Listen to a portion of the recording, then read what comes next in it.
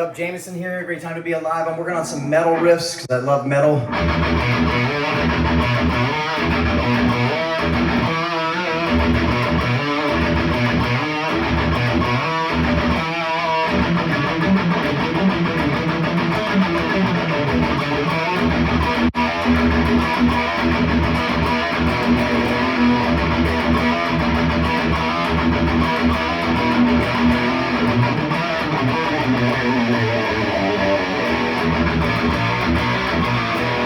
It's fun. It's like an extreme sport. It's like riding a skateboard. 100 miles down a hill, right? And I don't get injured.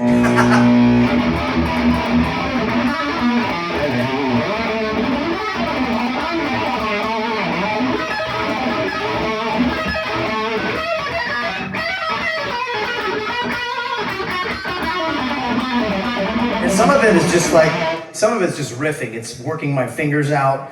Kind of like if you're doing Kung Fu, you definitely want to stretch out. You want to get your limbs going, get into the flow. And so a lot of times this is just scribbling, if you will. And sometimes you get some magic out of that stuff. It's not for everybody. Obviously, there's some people that they hear distortion. That'll clear a room fast.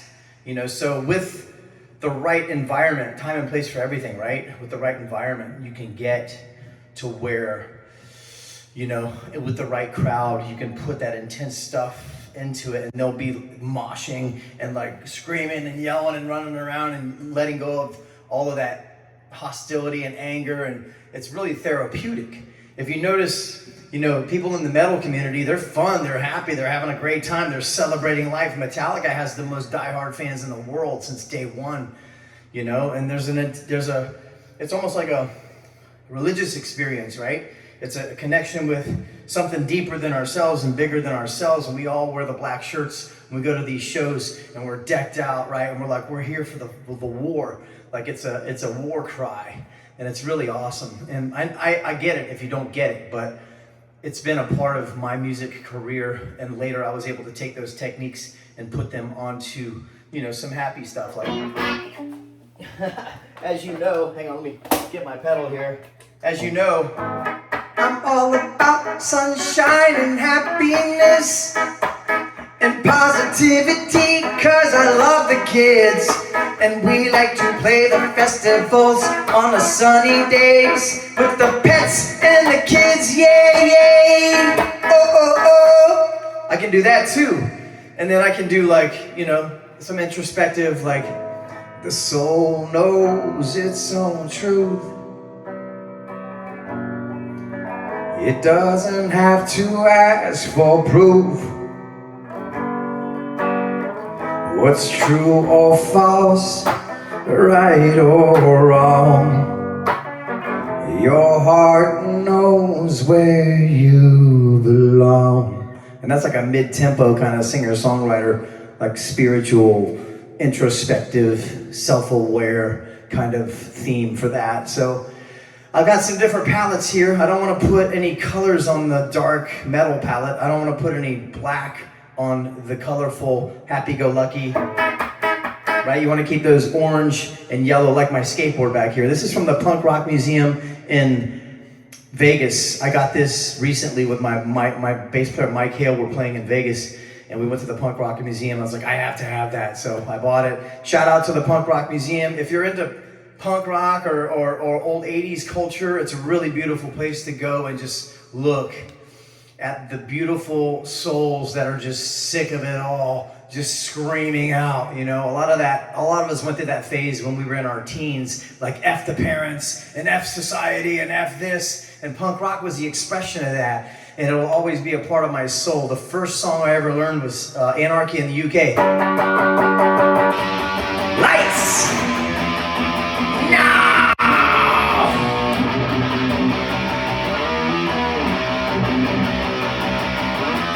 I am an anarchist, and I am an anarchist. Don't know what I want, but I know how to get it. I want to destroy possibly, 'cause I wanna be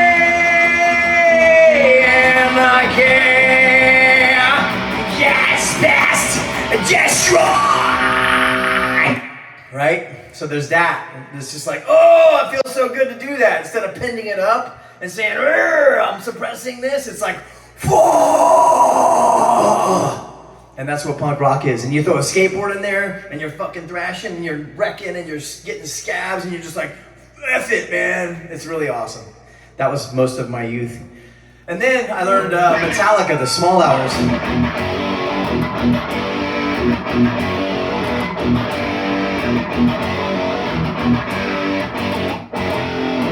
You can't take for granted. I don't know the words, but that was a great song. My band used to play it.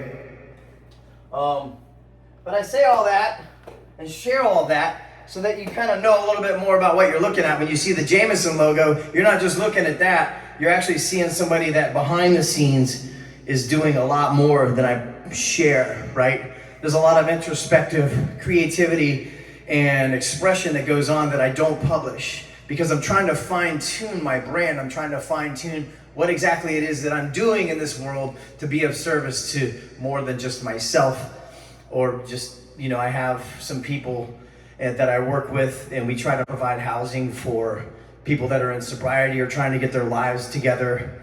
And that's always going to be a huge part of my life because I got sober over 11 years ago. And so I have a community of people that are dear to me that I go and check in with every day, at least once a day, sometimes 3 times a day, depending on how crazy my mind is getting, right?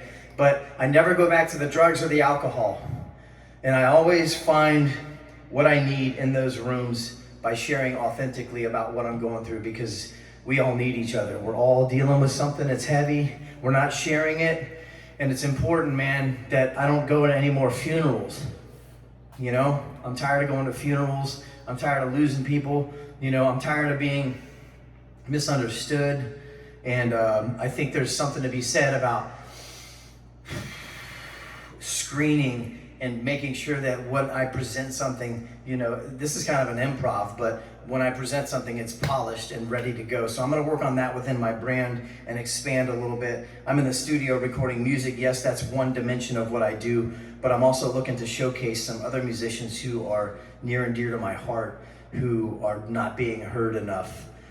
So stay tuned for that. But I really appreciate you guys and all your support lately. It really means the world to me. I've been through very traumatic situations in the last few years with my family and people that misunderstood me and misunderstood what I was trying to do with them.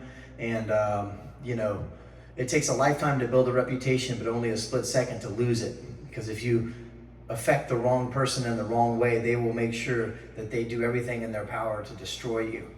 And it's definitely important for me to, take note of that and try to approach these people and make amends with them. But some of them are not going to be open to amends. They want to stay in that state, in that frequency with you forever. They will never let you, approach it or have a logical conversation. And that's okay. I can't control it. I don't want to control it. Send prayers and good intentions their way. That's all we can do. We have people in our life that we just don't communicate with well. Sometimes it's our family, and that's part of the lesson. So to any of you out there struggling right now with mental challenges, addiction, certain thoughts that are unpleasant, certain situations or people in your life that you can't control, that you can't necessarily get away from because you're tied to them in some way. The economy, your money, your bills, your lifestyle, all of that is not easy right now. And it's affecting everybody in the collective. And music is one thing that I have that I can share, that I can go in front of a crowd of people and be like, country roads, take me home to the place. And I stop and everybody's like, I belong, West Virginia. And they come together in unison. And that's one of the gifts that I've been given, and I'm grateful for that. I've talked way too long. You guys have a great day. Stay tuned for some more music. Love you. Peace. Cheers. Woohoo!